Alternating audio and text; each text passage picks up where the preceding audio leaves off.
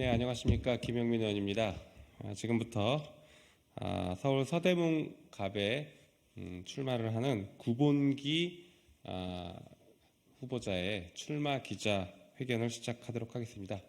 네, 구본기 소장은 촛불행동 상임 공동대표를 맡고 있고 과거 더불어시민당의 최고위원을 지냈습니다. 지금부터 구본기 후보자의 출마 선언을 듣도록 하겠습니다.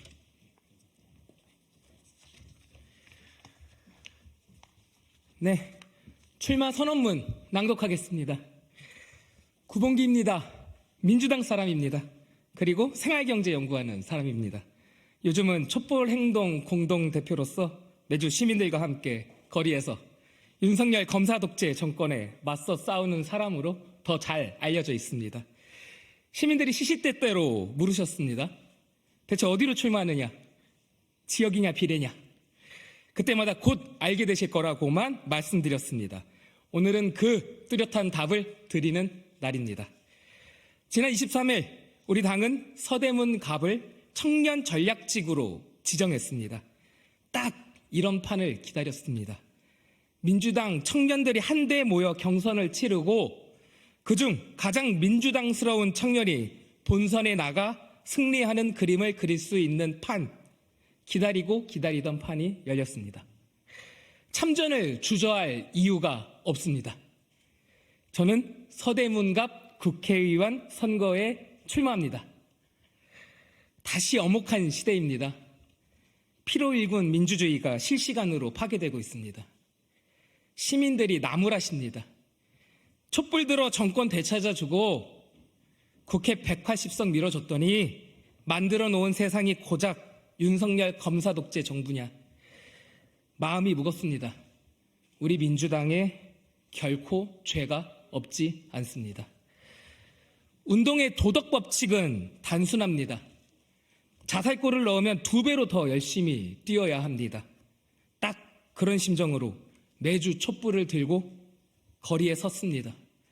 다만 최선을 다했습니다. 그렇게 하다가 보니까 어느새 그 맨 앞에 서는 사람이 됐습니다. 이것이 민주당 사람 구본기가 촛불행동 공동대표가 된 대충의 사연입니다. 내친 김에 생활경제를 연구하는 사람이 왜 촛불 집회를 주도하게 된 사람이 됐는지도 말씀드립니다. 세상에는 부분적으로는 참인데 전체적으로는 오류인 것들이 있습니다. 가령 식사 후에는 설거지를 해야 합니다. 그런데 만약 집에 불이 났다면? 맞습니다. 일단 불을 꺼야 합니다. 그렇지 않으면 모든 것을 날릴 수 있습니다. 이것이 생활경제 연구자인 제가 매주 시민들과 함께 촛불을 드는 이유입니다. 윤석열 검사 독재 정권을 최대한의 속도로 끝장내고 위기의 민주주의를 지켜내는 일이 곧 우리네 민생을 살리고 미래를 살리는 일입니다.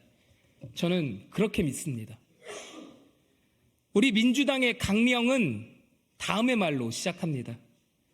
우리는 대한민국 임시정부의 자주독립정신과 헌법적 법통, 그리고 4.19 혁명, 부마민주항쟁, 5.18 민주화운동, 60 민주항쟁, 촛불시민혁명의 위대한 민주주의 정신을 계승한다. 여기 언급된 사건들은 모두 거리의 역사, 시민의 역사, 투쟁의 역사입니다. 우리 민주당은 바로 지금 다시 시민들과 함께 거리에서 투쟁해야 합니다. 청년들이 먼저 나서야 합니다. 혹시라도 선배들이 나서지 말라고 한다면은 그냥 그 말 듣지 말아야 합니다. 오히려 따져 물어야 합니다. 선배들은 과거 목숨 걸고 싸우지 않았습니까? 지금 거리에 나선다고 해서 고문당하지 않습니다. 죽지 않습니다. 그런데 왜 나가 싸우지 말라는 겁니까? 이것이 위대한 민주주의 정신을 계승한 우리 민주당 청년들이 취해야 할 마땅한 태도입니다. 민주당 사람으로서 민주당 강령 첫째 줄 명령에 따라 거리로 나가 싸웠습니다. 그랬더니 사람들이 저더러 민주당 사람 같지 않다고 했습니다. 칭찬이었습니다. 비극입니다. 왜 민주당 사람 같지 않다는 말이 칭찬이 되어야 합니까? 이제는 바로 잡아야 합니다.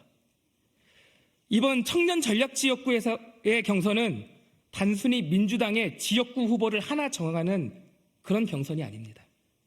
민주당의 내일과 더 나아가서는 민주당의 미래를 결정짓는 아주 중요한 경선입니다.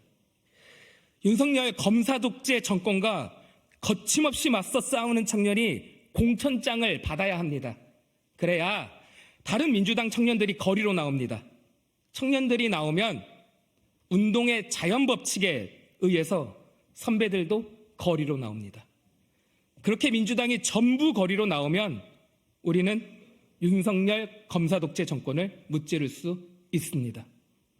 그러니 저에게 공천장을 주십시오. 다시 투쟁하는 민주당을 만들어 윤석열 검사 독재 정권을 탄핵하겠습니다. 지난 시간 우리는 확인했습니다.